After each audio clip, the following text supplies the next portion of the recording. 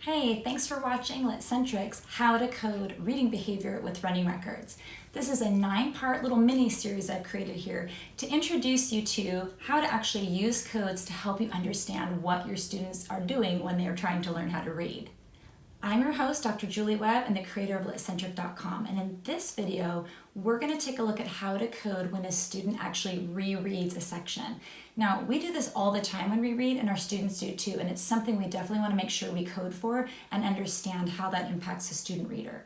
Now, before we get started, I want to make sure you do a couple things for me. Hit subscribe in the button below and ding that little bell up in the corner of your screen, because that way new videos will kind of come into your little notification section here, so you won't miss anything as new things come along in LitCentric's YouTube page. Let's take a look at how to code rereading.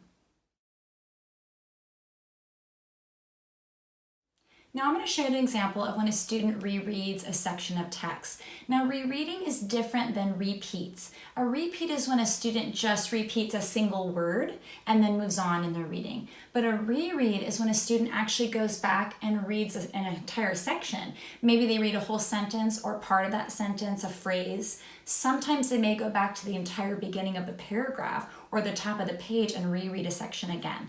So that's not a problem, but we want to make sure that we're coding it correctly, because again, we're looking for patterns over time, and if we see a student rereading a lot or never rereading at all when they probably should, we want to know that information.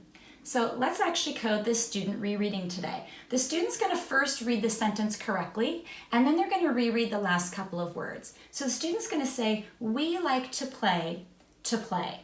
So we're going to code this here with our correct coding using our tick marks. So we like to play, and the student's eyes come back here and read again, to play. So we're going to use that capital R. It's that same R we use when we repeat, but instead we have to draw an arrow coming all the way back to where the student reread. Okay, so this indicates we like to play.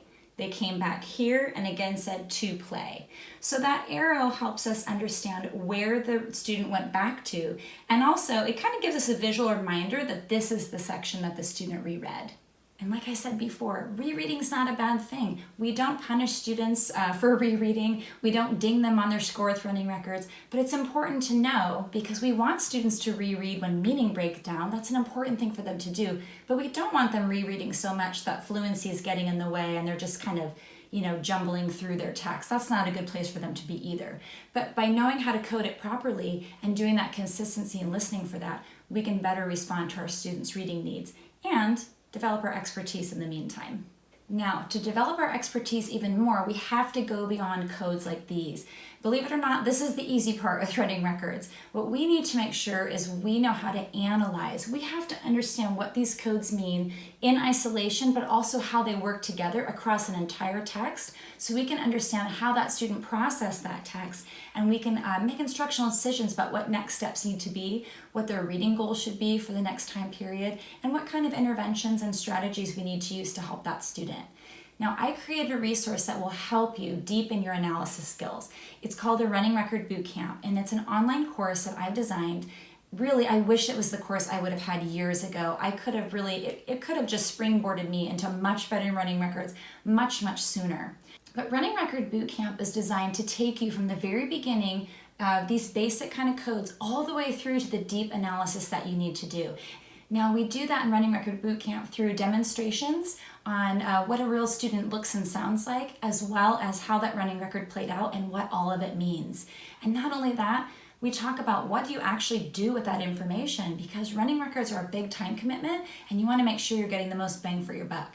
And in Running Record Bootcamp, I show you how to get the analysis you need to not only make your instruction, those next moves really clear, but build your confidence as a reading teacher. Now, in Running Record Bootcamp, the link is below in the comments.